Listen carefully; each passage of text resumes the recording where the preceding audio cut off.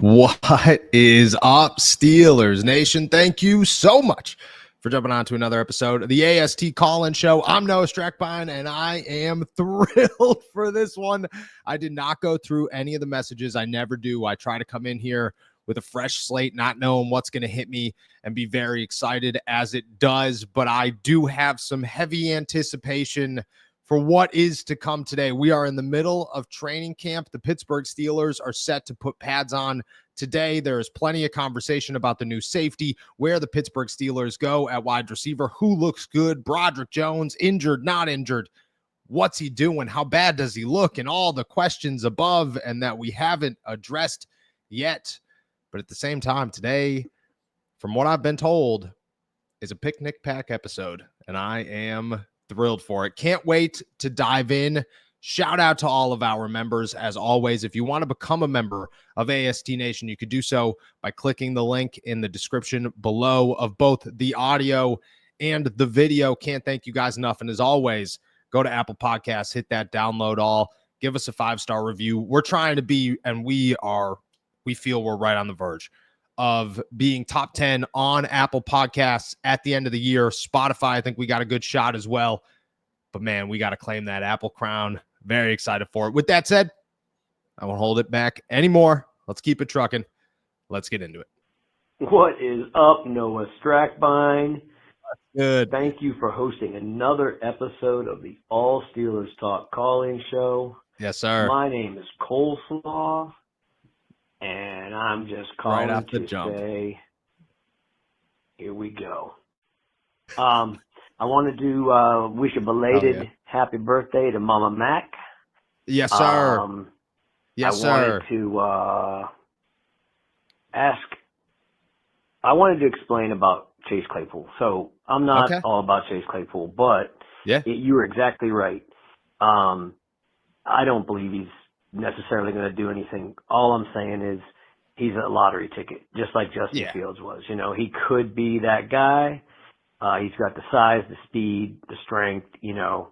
He's shown he can catch the ball.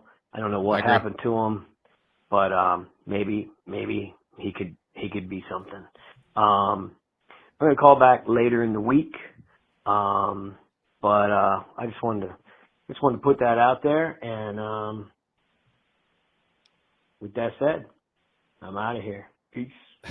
Shout out to Coleslaw. Shout out Mama Mac. Hope it was a good birthday. Chase Claypool, I agree with you. Like, I don't know if he becomes anything, but he doesn't take up a roster spot. He's just a guy that he's a Rock Taylor. He's a Scotty Miller.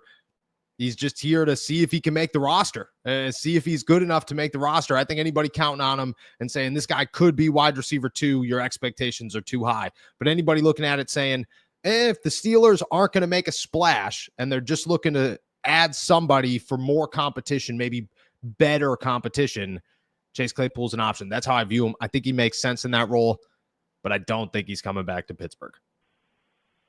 What is up, Noah and Jacob? Yes, sir. I know it's training camp time. Let's go. We're here. It's going to get spicy here pretty quick. Yes, sir. I just want to make a couple of comments on how the Steelers are going to be successful this year. And it's kind of a no-brainer to me. Okay. I'm listening. The offensive line needs to stay healthy and work as one unit. Agreed. Arthur Smith is the best coach that I've ever seen running the ball, constructing an offense to run the ball. Okay. So you're not asking Broderick Jones to go back and pass protect on 65, 70% of the snaps. You are having him use his athletic ability and get to that second level, and you're going to bust some big runs. With the size and the depth of the Steelers, I think that they have a good chance of having the best running game in the game. Okay. I don't see how I can't think of anyone that's going to outrush them. With that being said, and it won't be Baltimore either. So with that being said, their defense is, it's just nasty. Yeah. So, yeah, anyone who thinks that they're not a top 10 team and a contender for the Super Bowl at this point is absolutely out of their minds. They don't know football. The big boys up front, the Eagles showed it last year. Yeah. Trust me, their defensive line looks stout. As long as their offensive line can keep it together and stay healthy and work as a unit, boom, we got something going. Aaron Rodgers is a very smart quarterback. He doesn't need to throw for 4,000 yards. I agree. He wants a Super Bowl. I agree. And he does like Pittsburgh. So I agree. He knows what it means to this city. Yes, sir. Papaya salad. Keep it spicy. Ow. Shout out Papaya Salad, 2 for 2 to start this morning. I think the offensive line is the biggest question mark the Pittsburgh Steelers have right now, and the most concerning question mark they have right now. We're going to see if it works out. Look, at the Steelers have invested the way that they should in their offensive line. They have 2 first-round offensive tackles. Even if one of them's not going to work out, they spent the money, they spent the asset, they went and got them, and you have to respect that. Not everybody pans out in the NFL. That's just how it goes. You have Troy Fautanu. You have a Zach Frazier who looks nasty. Even with snapping issues, he looks nasty. He looks like a guy who's headed in the right direction. Isaac Seumalo is a champion. And Mason McCormick is a big, giant question mark. One we are not talking about enough when it comes to question marks. But I have faith in Mason McCormick. I thought he looked good at the beginning of last year. I think he got tired. I think he got beat up. I think the game got a little bit faster on him as there was more tape on him for guys to study. He probably spent the offseason learning how to do the same and getting better. And, you know, I have expectation. I have high expectations for Mason McCormick, but I don't think we're talking about him enough. I think it's a bold statement to say the best running game in the NFL. I love it. But the Philadelphia Eagles run the football quite well with this guy named Saquon Barkley. You've guys like our teams like, you don't want to toss Baltimore in there, but you have to toss Baltimore in there. I'm sorry. They're just that good.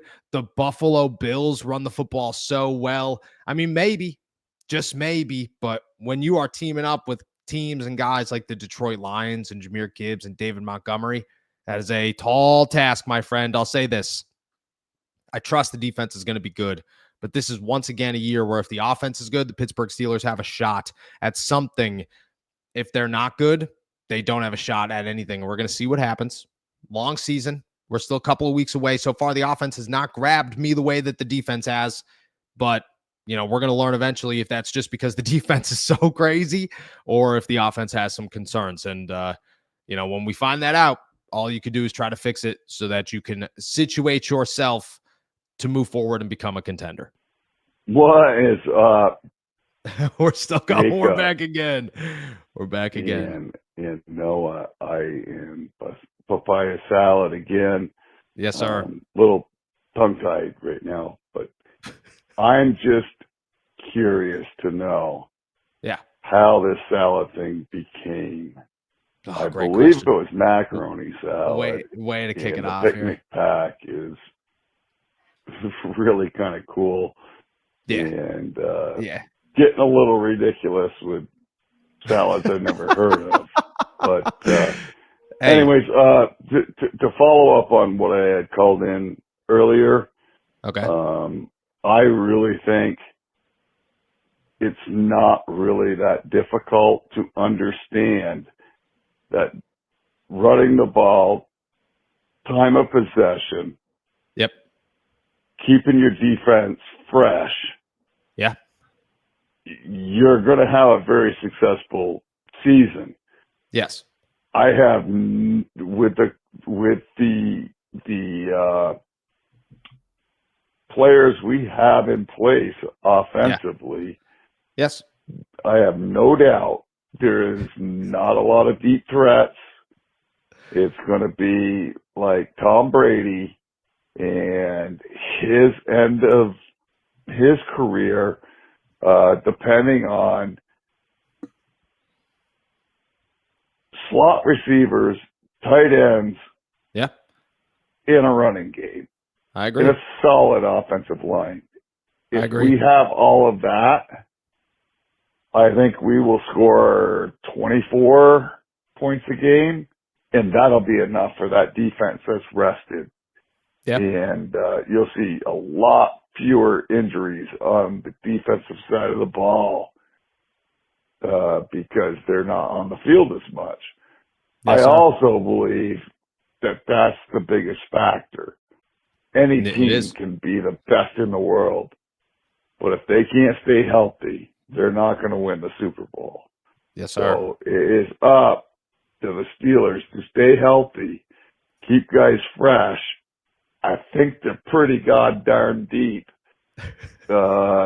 Just keep rotating them in and win those close games. Yes, and sir. If they do that, they got a chance to do anything. I agree. I wouldn't want to play them in the playoffs. Buy a salad, keep it spicy. I love it. Out. I love it. I love it. Health is the one thing you can never control in the NFL, but it's the biggest factor always. A healthy team always has a better opportunity. But again, it's the one thing you can never see coming until it comes. Sucks, but it's the biggest part of the game that, is the unspoken part of the game that I'm glad you brought up there. The picnic pack was started by macaroni salad and potato salad. They were the founding fathers, I believe, of the picnic pack, which was awesome. It was like the chicken and the egg. Who came first? Who knows? But we're thankful we have both.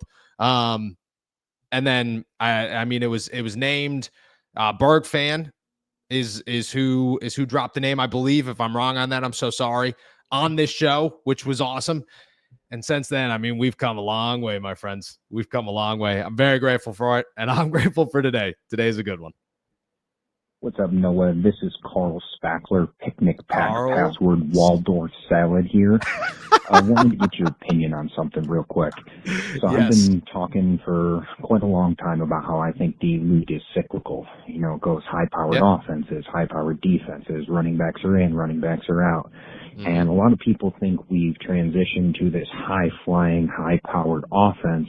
But I think with what the Eagles did last year, we're looking at possibly a switch and maybe kind of going back to more of that controlling the line of scrimmage, heavy run game, and being a little bit more dominant on defense. It seems the Steelers have always fell into that category, and the league might be shifting back towards that. So do you think that one is the case? I mean, I always look at the top 5 most receiving yards in an NFL game, and 2 of the top 5 occur after the years 1985. The rest are before, including 2 of them in 1950 and 1 in 1945. So do you think the Steelers are in a position where they could actually almost reset the league with this old school mentality? Mike T is old school, Aaron Rodgers old school, Arthur Smith is old school, and it seems we're kind of building that real dog mentality. Could this be an actual shift in how the league does it moving forward? Love to hear your thoughts. Love the show. And last thing, am I foolish to buy a Caleb Johnson jersey? Thanks, brother. I think it's early to buy a rookie jersey number. I'm very skeptical on the rookies. You know what I mean? Just because busts happen all the time, man. You never know what's going to happen. Except for like maybe a Derek Harmon. Derek Harmon's going to be great. Caleb Johnson looks great, but he's a running back. Much more question there. Look, at the end of the day, I'm a risk taker. Always been a risk taker. I say get the jersey. But if you don't, or if you get it and he leaves, or you get it and he stinks, the warning's here for sure. Crazy stats there. I wouldn't say, and I love what you're saying here, but I don't think I would say the Steelers are going to reset the league. I think that the Steelers have always had this approach. Now, near the end of Ben, you let Ben ride, but Ben was coming up with a lot of that offense. Russ, a little bit of the same way, but still it was a run-heavy team. They wanted to be run-heavy. But you have Russ there. It was part of the deal. I think the Steelers have always been a run-first defensive team where it's control the line of scrimmage, even if they weren't investing into it, and slow the game down and just win methodically. And that's why Mike Tomlin's always saying stuff like, oh, I love close games. It's like, yeah, it's because you plan for close games. That's what your whole philosophy is built off of, is slowing the game down and controlling it so that you don't lose it and then you win it. I don't know if it's the best idea, but I do think the league is certainly there. You know, you have the Philadelphia Eagles, you have even the Kansas City Chiefs are not a big flashy, I'm trying to score 60 points team. They're methodical. They're like, let's win the game. You know, they're trying to win it by a larger margin, but let's win the game. I do think the league is going there. I think the Steelers have always been that team. It hasn't always worked out. Most recently, it really hasn't worked out, but they've always been that team. And I think the philosophy of the NFL is going over, which is why I think right now, if they can make it hit, they've built the team strong enough to do it. Like, that's where we're at, is this is the best team the Steelers have had on paper in quite some time. And if they could pull it off, if they could actually make their plan work, yeah, I agree with you. I think that they are set up for this because they've always been like this. You know, their philosophies, their plans have always been to be this kind of football team. And if they could accomplish it, that's where the league's going, and they'll beat teams in doing that. You'll play a chess match with whoever, and you'll be able to walk away on top because you've been doing this for so long. So I do think it gives them a little bit of an upper hand, but only if they can execute and only if they're good enough. And I think the offensive line is the biggest question there of if they're going to be good enough. But if they are, I hear you. I think that I don't think they reset it, but I do think that they've already been laying the foundation for so long that their mindset, their philosophy is already switched to where the rest of the league is kind of headed. What is up, Noah and Jacob and all of All Steelers Talk Nation? Yes, sir. Especially the picnic pack. I just got a quick question for you. Papaya salad here. Papaya salad's very back, quickly. Dude. He's all over this episode. National news commentators, sports commentators, have the Cincinnati Bengals in the top 5 of the league. If not the top 5, the top 7. Yeah. And I just don't see it. I don't understand what they're looking at, but their defense is atrocious. If you are a believer in defenses win championships, that team will never win a championship. The Bengals are horribly run. They can't even sign a rookie deal. I just don't understand where they're getting all their street cred. And the Steelers are being ignored because I believe they have the best defense on paper in the NFL. Yeah. I've looked it down. I can't find another one that I'd rather have. You tell me one other defense you'd like to just swap out.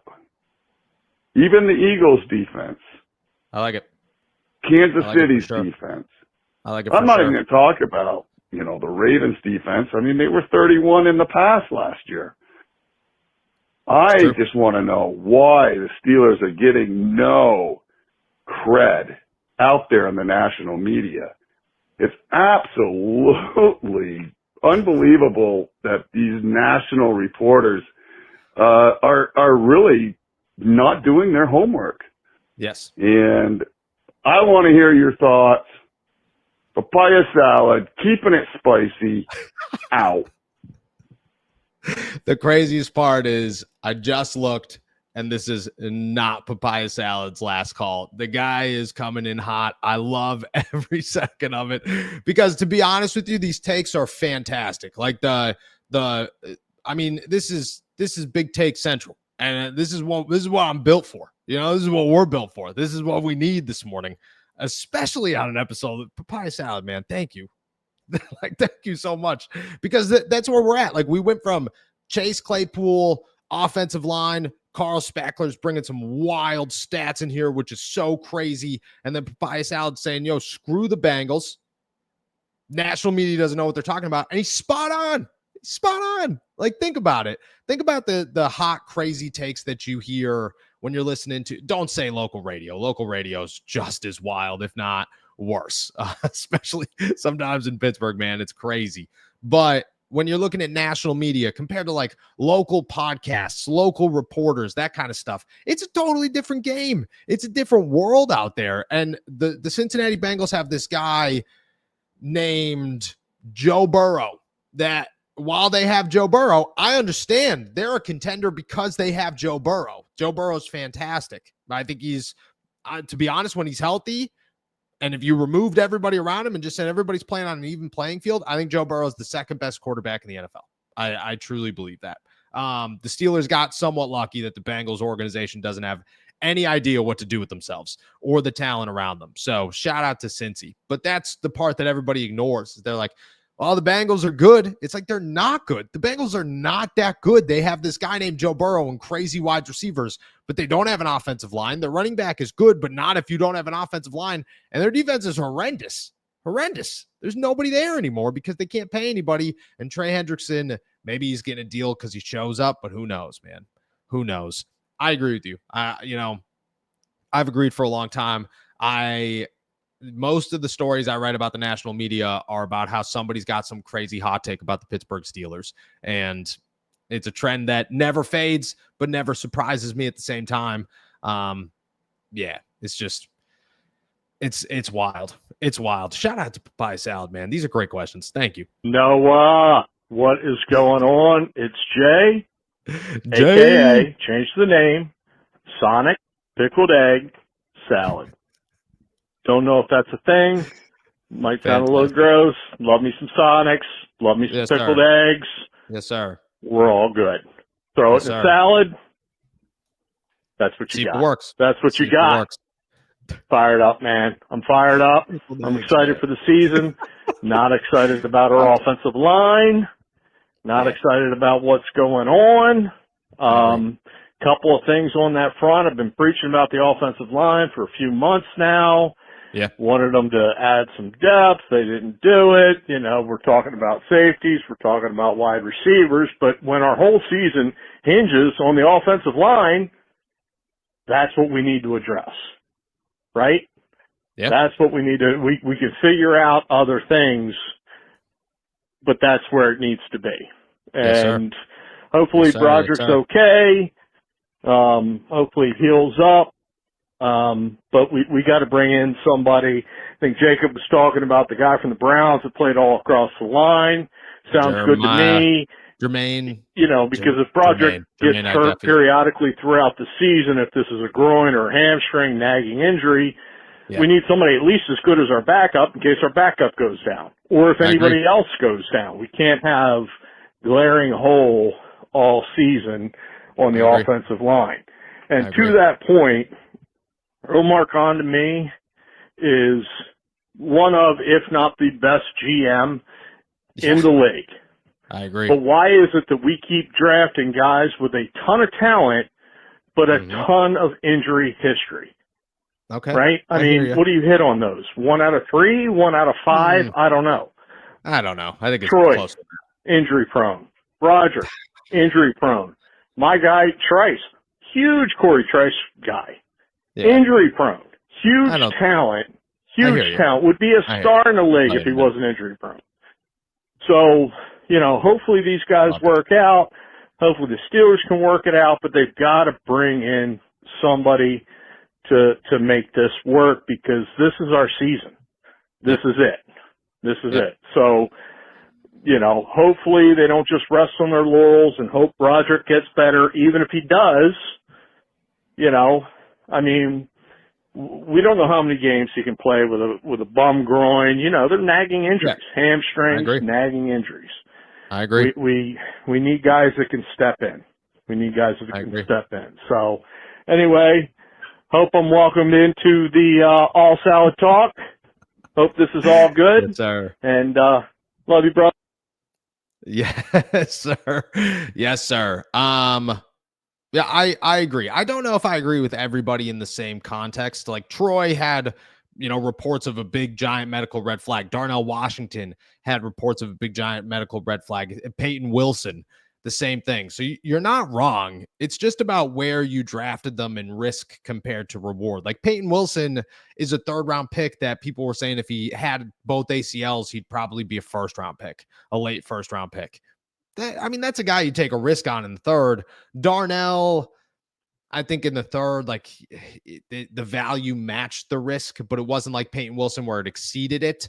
You look at Troy, and yeah, I hear that one. You're just taking a shot in the dark because that dude's a top 12 talent in the draft. He's just fell to 21, and you're saying, you better hope. You better hope. Broderick, I agree with. Corey Trice is a 7th-round pick. So to me, like Corey Trice is, you're not even taking a risk. You're just saying anybody else we draft in this spot, there's a 50% chance, if not more, that he's never going to make the roster.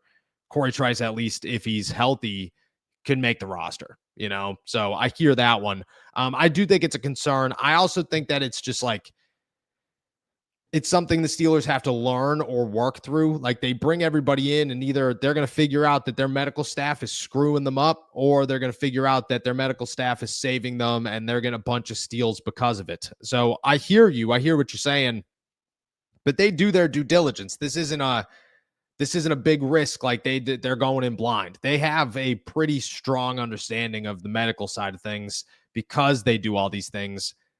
Again, like, does it work? We're going to find out. That's the one that we're going to see. I don't think Broderick's injury prone. I think last year the elbow, like you watched it happen, it was weird, and he fought through it. And then the groins, like when you're practicing 100-degree heat, that's going to happen. That's going to happen more to guys who are bigger than smaller too. Like that's just part of the game when you're practicing in this kind of heat. I don't know if I put that on him. I hear what you're saying in a lot of this. I'm not super worried about it yet. The Troy thing made me very nervous last year. I think Troy missing time is a bigger concern for me than Broderick missing time.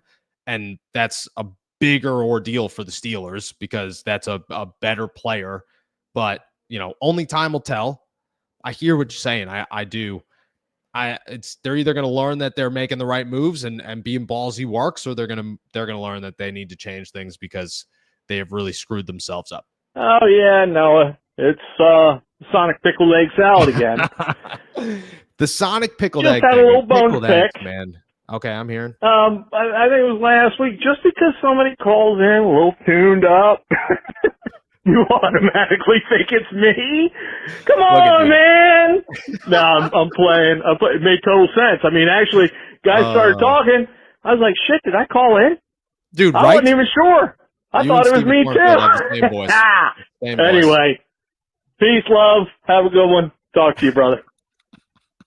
I should have known with the bourbon, but now I know Stephen Cornfield is the bourbon UPS guy, and I love it. I love it. I'm telling you, you guys are a lot of the same. It's a good time. When your name's Sonic pickled egg salad, people are gonna come jumping to conclusions sometimes, my friend. But in the best way. The pickled eggs, man. The pickled eggs. I gotta know. How much do you love pickled eggs? Hey, Noah. It's Sonic pickled egg One salad. more time. We're back. Hopefully somebody's called in between my second call and this call, or no, they might have to go to rehab. Not sure. We literally just went through the whole calling me out. It's time to get real. This no, it's literally it's just time happened. To talk. Right? I'm getting old. Okay. I don't want to win number 7 when I'm 70. Right? When I'll throw out a hit when you're celebrating. I need this team to pull it together and do something great. Okay. You know what I mean? Yeah. It's I'm struggling. I'm getting older. I'm seeing the signs, like you said, 20 years between Terry and Ben. I don't have that kind of time left. The heart hurts. Things hurt. Things are aching. And the I'm Sonics, 29. I feel you, quite brother. honest, Sonics they're taking a toll, brother. Taking a toll. But just talk me through this. Because fantastic. there's a sweet ledge. There's a sweet ledge. If everything falls apart, I'm not afraid to go visit it. I'll call you all. Maybe talk me off it. Maybe don't. But I just want to know. I just want to know that somewhere soon it's all coming together. It's all part of a greater plan. I think it is. All That's part of a greater I think plan. is true. Thanks, brother. Talk to you. Love you. See ya. Jay, my man. I think they are. I think they're close. I think they're close. Does that mean they're going to pull it off? No. I mean, the Detroit Lions are very close. They're not pulling it off. The Buffalo Bills are very close. They're not pulling it off. The Baltimore Ravens are very close. They're not pulling it off. So I think they're close. I do. But that doesn't guarantee anything. Nothing's guaranteed in the NFL. But they have a situation where they're going to try. I trust Omar Khan to get this quarterback situation taken care of a little bit faster. And it's every time you do it, it's a shot in the dark. You're just hoping something hits. We're going to see if the next one does. But I think that's big to be able to have the understanding that they're going to go get somebody, that they're going to try really hard to have a franchise quarterback sooner rather than later, and to give Will Howard the opportunity to compete in that situation, which I think also helps. Who cares if your first round pick sucks, but your 6th round pick turns into a franchise quarterback? You still ended up with a franchise quarterback. Don't complain. You know what I mean? It doesn't matter how you went about it as long as you figured it out. That's the important part, because most teams take a long time to figure it out, and it stinks. I think they're close. I do. I truly do. I don't think it's going to be 20 years. I think the window's open right now. Again, that means nothing, because if they go out to week 1 and they show up and the offensive line sucks and Aaron Rodgers can't throw the football and DK Metcalf is getting pissed off at everybody and, Derek Harmon isn't that good and TJ can't figure it out and Cam Hayward, Father Time caught him. If all these things happen, the Steelers are screwed.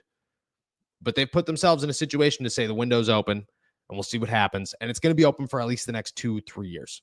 And I can't predict the future, but that's a long time to have a window open and try to figure it out and still be set up to continue to try to keep that window open moving long-term, which they are set up that way. So again, we'll see what happens, but I'm not ruling it out. I think this team is in a situation where they're good.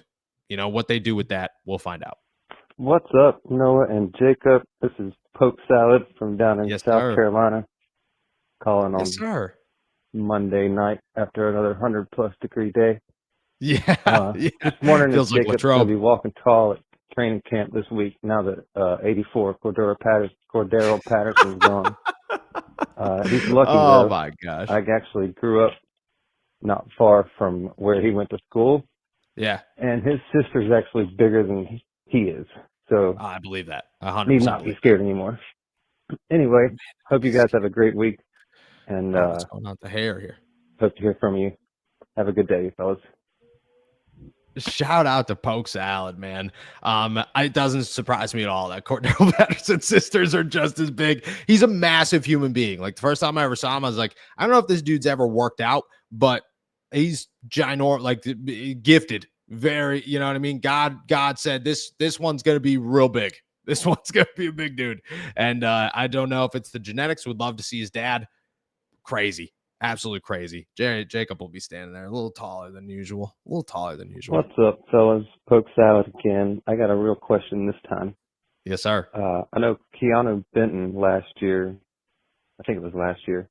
Yeah. He read a play and got an interception on what was supposed to be a screen pass, and they talked to him after the game, and he was real proud about it, and because he had just thought about it in practice and saw it in game, and it worked. But that was one of my favorite defensive plays, especially from a lineman. I thought it was real cool. Just wondering to see how he's doing, especially now that pads are back on, and how everybody else is doing, especially Harmon and Black. Hear from you guys in a little bit. Later, fellas. Shout out to Poke Salad. Keanu Benton, actually, Jacob wrote about him this morning. It'll go out in about an hour from here. This will be posted by the time it's out, so it'll already be out. I think he's the most overlooked guy right now on the defense in terms of he looks skinny, but in a good way. He looks a little bit ripped for a big dude, for a dude who's 320. He's might have two abs there, which is more than me. I think he's going to look impressive. He's one of the guys that I'm excited to see in pads because, You have to see him in pads before you could judge anything. We know who Keanu Benton's been. We know he's a veteran. We know that he can make plays. Where's his baseline for the season?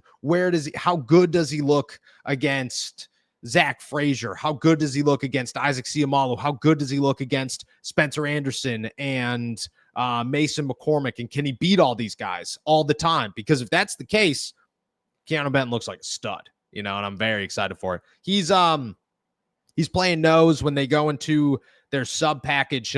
He moves over. It's him and Cam on the field usually, which means that the Steelers have a lot of faith in this guy. I'm excited for him. I think he's a huge piece for the Steelers defense. I want to see him in pads before I say he looks really good or not, but he looks leaner, and I think that's important. Like I think Cam's a lean dude. He's a massive human being, but he's lean. Like he's not fat. I think Keanu kind of looks the same this season, which is, I think, big. What is up, Noah Strackbine? This is Coleslaw. Yes, sir. Thank you for hosting another AST call-in show. Hey, my guy. I wanted to first say that I heard you say something the other day. We got a little PSA here. You got to pause when you say something like you need to take a look at everybody's unit. You said that the other day. Y'all be catching me, man. If you get a chance, I'm curious as to what A-Rod actually thinks about our defense this year. Yeah. He's been around a long time. He's seen a lot. I'm just wondering what his opinion is of the defense that he's been facing for at least the first week of camp. That's a good question. I wanted to tell you that every year I go to Friday Night Lights, and this year, when I actually have some people that I would like to meet and hang out with, unfortunately, I'm not going to be able to make it. No. So hope you all have a great time. No. I will definitely be back next year. Wanted to do a roll call. We got the originals, and I don't remember which one was first, but we got macaroni salad. We got potato salad. The founding fathers. We've got papaya salad. Yes, We've sir. got antipasta. We've got fruit salad, Watergate salad, Capri salad, poke salad. Yes, sir. Ham sandwich, chef salad, yes, big sir. Jello hot dog salad. I don't know what that is, but it sounds amazing. Facts. We've got tortellini salad. We've got sir. Carl. Yes, Waldorf sir. salad spackler. Yes, we sir. got Rocky yes, Mountain yes, oyster salad. Yes, sir. We even have Don't Let Aaron Push the Sled salad. Yeah, and they didn't. And they didn't. Most recently, we have Lindsay with strawberry pretzel jello salad. I think Jacob's a fan of that one. I think I am too, my friend. I hope you have a good time with the Picnic Pack All Steelers Talk call-in show. Yes, sir. Take it easy. Yes, sir. Coleslaw, dude. Man, you guys are so awesome. You guys are so awesome. I can't stop telling you how awesome you are. I'm so bummed that you're not going to be a Friday Night Lights. I'm so bummed you're not going to be a Friday Night Lights. That would have been so awesome. Next year, I'll be there. Yeah, I mean, I'll be looking for you more than you'll be looking for me. That's the case. I can't give a big enough shout out to everybody that you just mentioned, and more shout out to everybody. Y'all are so awesome. The Picnic Pack Call-in show has been great so far. I'm super pumped about it. And when it comes to the Friday Night Lights and next year, make sure you let me know. Make sure you let me know. As for the unit thing, look at guys. I talk fast. The mouth moves faster than the brain sometimes, and sometimes I'm just like out here, just I'm a gabber.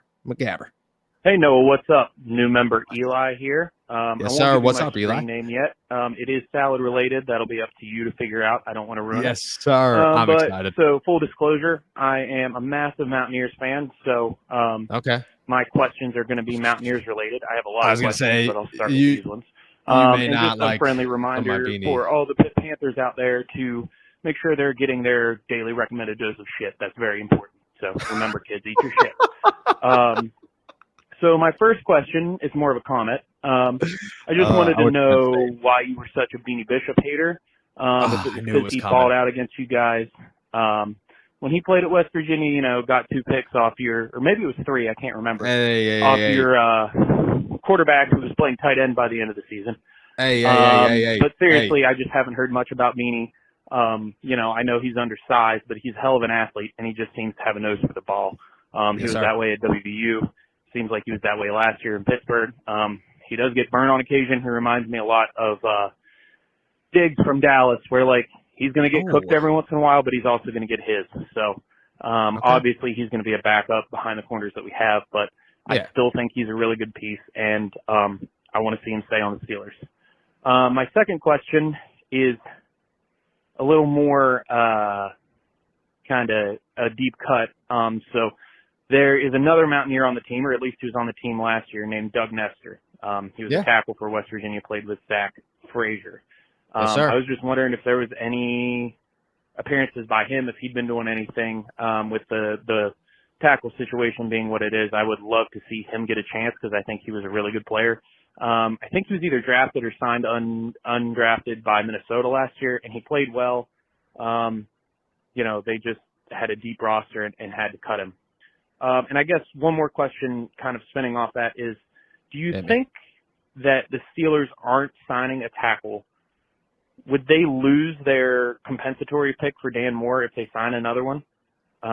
Would anything happen there? I don't know if that's true or not. That's just a thought that I had. That's a good question. So, anyways, I might call back, ask some more questions. But I've been listening for a long time, excited to finally be a member. Yes, sir. Shout out, Eli. I'll make sure I'm looking for the name. It'll hit me like a ton of bricks the second that I do see it. PSA here. I know that this means nothing to you, but I am not a Pitt fan. I didn't grow up a Pitt fan. I'm not from Pittsburgh. I didn't go to Pitt. I went to Penn State. It means nothing to me, my friend. Quarterback playing tight end. All it meant for me is that I got a story to write about how the quarterback's playing tight end and that Beanie's having a day against him. So look, my thing with Beanie is it's not that I don't like Beanie. I like Beanie. I'm very curious as to why things unfolded the way that they did last year. That's so big to me. And I think people ignore it. Like, I think that we just don't talk about it in the light that it should. Like, there's me, you, and everybody else realized very quickly that Cam Sutton shouldn't have been on the field over Beanie Bishop, that shouldn't have been the case. But why was it the case? And why was Beanie taken from being a starter to never playing special teams? And why is he not on special teams at training camp? And why is he still like taking backup reps, but sometimes taking less reps than Dante Kent? That's what to me is like, that gets the wheel spinning. It's not necessarily that I would cut Beanie. I think Beanie is a guy that makes this team, because why would you get rid of Beanie? Like that, to get rid of James Pierre and teach Beanie how to play special teams. That's what you do, because he's younger and he's got more upside. But I don't understand the Steelers side of it that has become very apparent of like Beanie is not what the fans think he is. Like again, they have to see something or know something or have some sort of mindset that me and you don't know. But I just think that's such a strong talking point, is who cares what me and you would do? Why do the Steelers view Beanie like this? Why did they view Beanie like this? Why was it so big? And then why did they make it so important to go replace him with such a big name and then draft somebody to potentially replace him as well? Why did this happen? That's the questions that I have with Beanie Bishop. Not, is he good? Because I think he's good. I think he plays zone in a man defense, which is tough sometimes, but I do think Beanie's good. He needs to be able to play special teams. I haven't seen him play special teams. We got to be able to see him play special teams. But the Steelers, man, that's what gets the wheels turning with the Steelers. I don't think the comp pick gets affected. If it does, I don't think the Steelers really care, to be honest. If they need a tackle, they'll get a tackle. But I don't know if they're going to yet. Broderick returning, I think, definitely puts a damper on the hype that was growing there for a quick second. And then Doug Nestor is on the team. Haven't really seen him do much. Pads will come on today. Then we'll get to see more. I do know that the Steelers liked him when they brought him in. They were excited to have one of Zach Frazier's teammates. So we'll see what happens. But right now it's hard to judge what they're looking like because they're not really doing much. Hey, Noah. My question this week, I guess, is, what are 3 things to be excited about for the Steelers this year? And then 3 concerns you would have for the Steelers this year. And I love it. Do you think our defense can get back to being a top 5 defense in the league? And what would need to happen for that to happen? Thanks. Love it. Oh, it's Maddie, by the way. I'm Maddie. I knew the second you started talking. Let's start with the defensive one. I just think everything's got to work because the Steelers did it. They put the pieces together. Now it's just got to work because I think they could be a top 5. I think they could be the top defense in the NFL. But TJ's got to be good. Alex Highsmith's got to be good. Jack Sawyer's got to be cool. Nick Herbig's got to be a guy that takes a step forward. Derek Harmon's got to look as crazy as he's looked so far. Keanu Benton's got to take a step forward. Cam Hayward can't let Father Time get him. Patrick Queen's got to bounce back. Peyton Wilson's got to take that step forward that the Steelers are hoping that he does. Jalen, Joey, and Darius have to be as crazy as they've looked so far. And Juan Thornhill has to be a guy that isn't a hole while Deshaun Elliott continues to do what he did last year, if not more. So it honestly has nothing to do with like, here's this one thing that needs to happen. The Steelers did it. They did what they needed to do on defense to be crazy on defense. It's just about, is it going to work? Is everything going to click? If everything clicks, the Steelers are fantastic. But only time will tell if everything is going to click. When it comes to something to be excited about this season, or I think 3 reasons to be excited this season, Aaron Rodgers is the best quarterback that the Steelers have had since Ben. And I think even late into Ben's career, Aaron Rodgers right now is better than what Ben was just because Aaron's a little bit more mobile. Caleb and Jalen are the best running back duo that the Pittsburgh Steelers have had since Le'Veon Bell and I guess James Conner. And I think by a pretty large margin. The offensive line at the same time, this is the first time since Le'Veon Bell and James Conner that the Steelers have invested into their offensive line and built it. The last time that happened, they had guys like Ramon Foster and Marquise Pouncey play 10 years together, and you had a pretty successful run. And then the third one's the defense. Like, this is the best defense the Steelers have had since Shazier was there. And that's not an exaggeration. Like, this is the best defense the Steelers have had since 2017, 2018. Like, they're ready. Is it going to work out? We're going to see, but they have every bit of potential to be the best defense in the NFL. Hey, Noah, I know I'm calling so late, and I know I'm calling on Wednesday at 5 a.m. First off, shout out to all the Picnic Pack. Yes, sir. I got a question. I heard some ridiculous person in the Steelers insider talking about trading for Terry McLaurin. I would say it would be ridiculous because we don't have the money to pay him. Yes. And what would you think if we have Terry McLaurin and Trey Hendrickson and actually come up with a magical miracle to get those 2 players? Just let me know. I'll watch the call-in show. Go Steelers. Bye. Go Steelers. I don't think you could. Like, the magical miracle for Terry McLaurin is cutting DK Metcalf's contract by 50% and then, chopping $10 million off of what Terry McLaurin's going to make. That's what it is. Otherwise, you're going to end up paying $60 million a year for your wide receivers, and you can't do that. Nobody can do that. The Cincinnati Bengals do that, and they look terrible because of it. Like, they look awful. I just don't think it's possible. The insider you're talking about is probably me. It's probably me. I just don't think they could go out and get it. Like, while it would be awesome and it would be like the boost to their offense would be crazy. That's like, people say, like, isn't it worth it? No, it's not. It's honestly not. Like, some things are realistic and worth it. Some things, like, what if Terry McLaurin gets hurt next season and you've just said, hey, we now have to pay our wide receivers $60 million a year and we only get one of them and everything else is screwed. Nah, I just don't think it's worth it. I don't. Like, there are certain positions on the field that you could supplement with one good and a couple other positions that are pretty good. The wide receiver is one of them. Go pay your defense. Go pay your offensive line. Go figure out a quarterback. Like, pay those guys and then figure out wide receiver, not last, but like you have a highly paid number one wide receiver. The conversation for another one, I think, is out the door just because you can't afford them. The magic pill would be cutting everybody's contracts. That's what it would be. I don't think that there's another one out there, unfortunately. What is up, Noah and Jacob? Yes, sir. Just want to give a shout out to Macaroni Salad.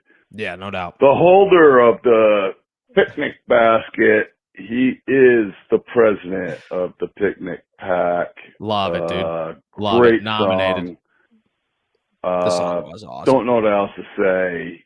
The song Basically, was awesome. It's a cool community. The things that are going on with the all Steelers salad team is amazing.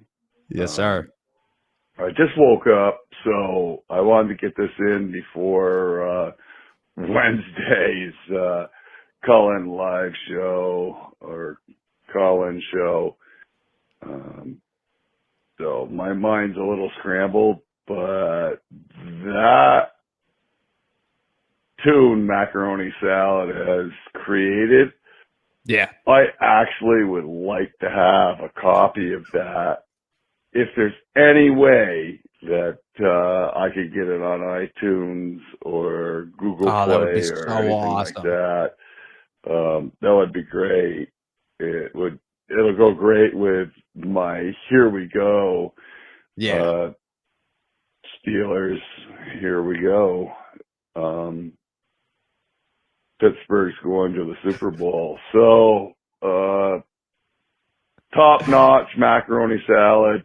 Yes, sir. You're the man. Yes, sir. Love the Steelers.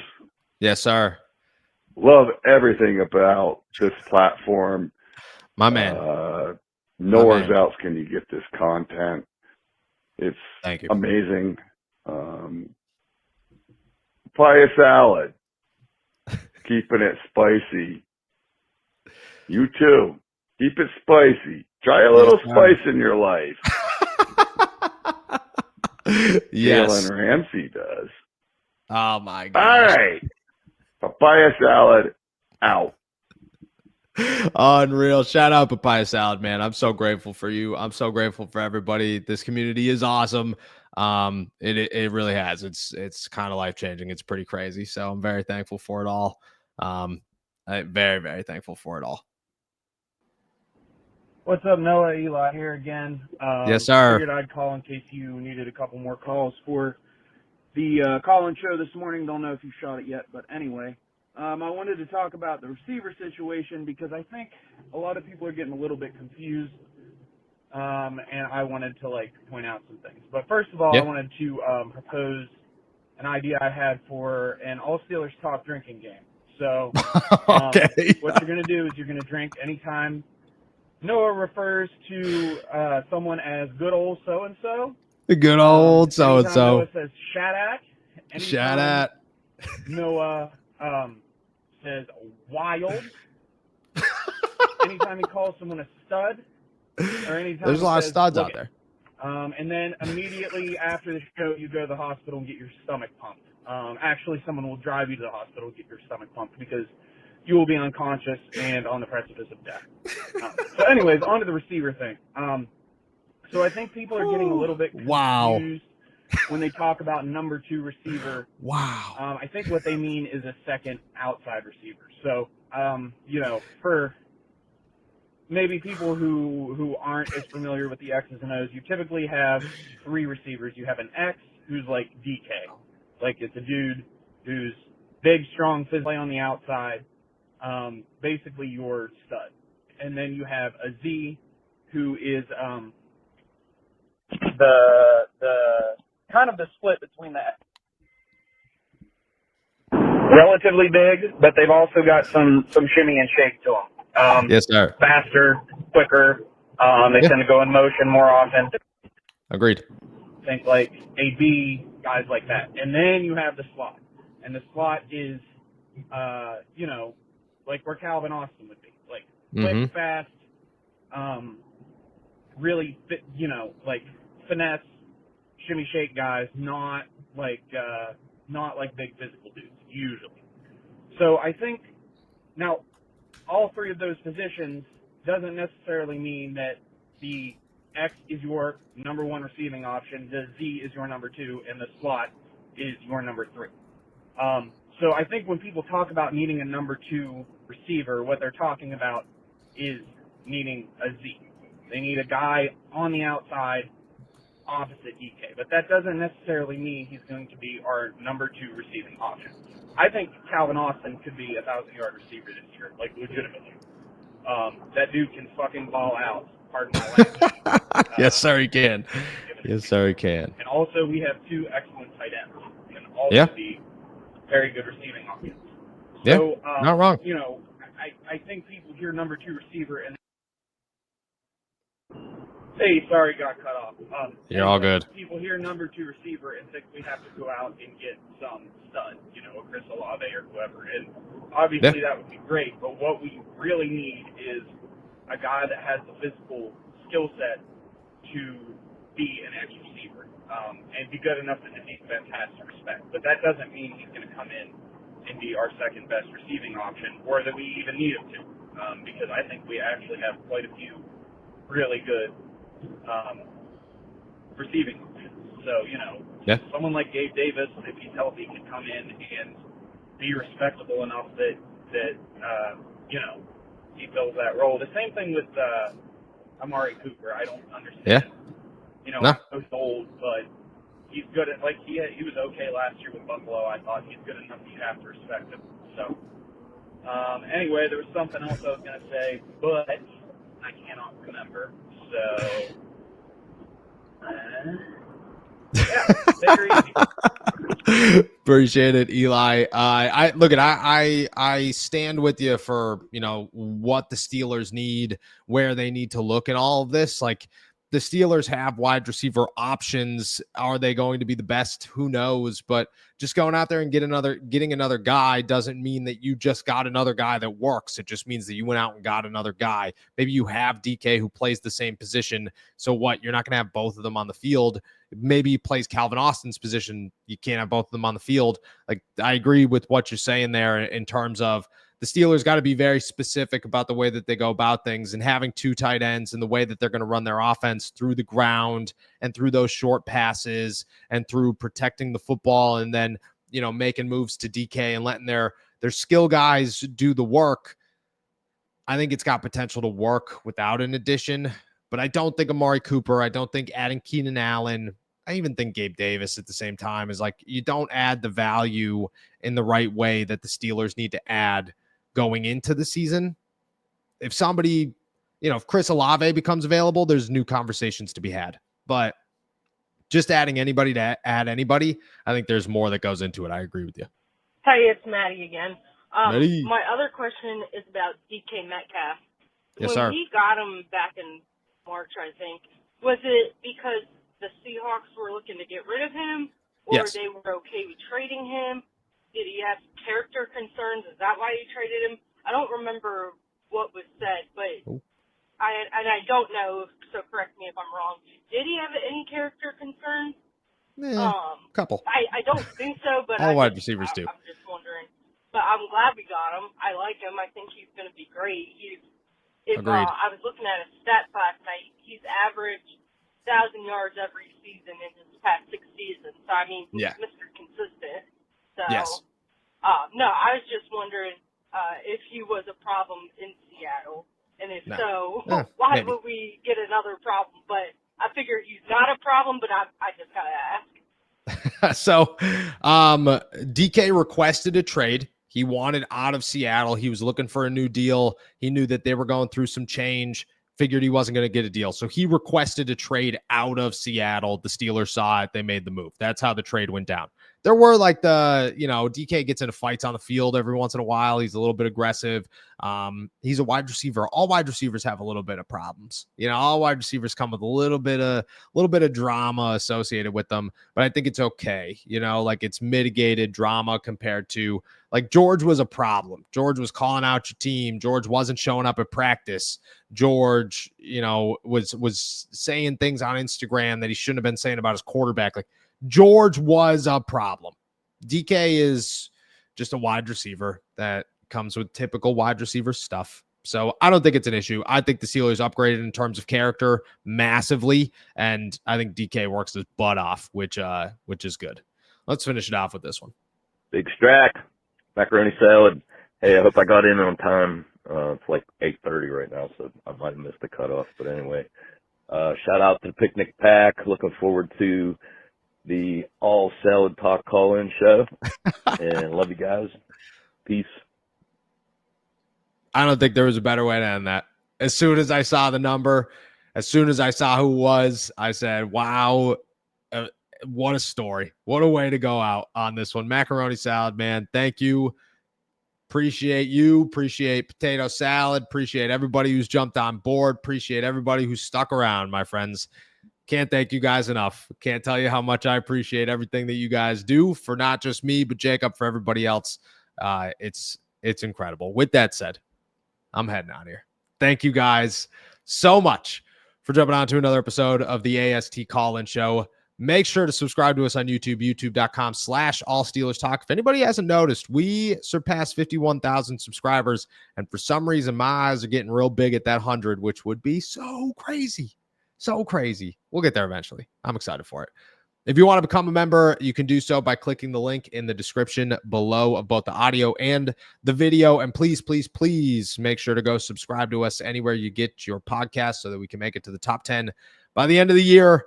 Go find all my work at si.com/NFL/Steelers, and I'll be back later for the flagship show live from St. Vincent College. Shout out the Picnic Pack. Shout out to all of our members. Can't thank you guys enough as always. And with that said, enjoy another beautiful day in the Berg. Peace.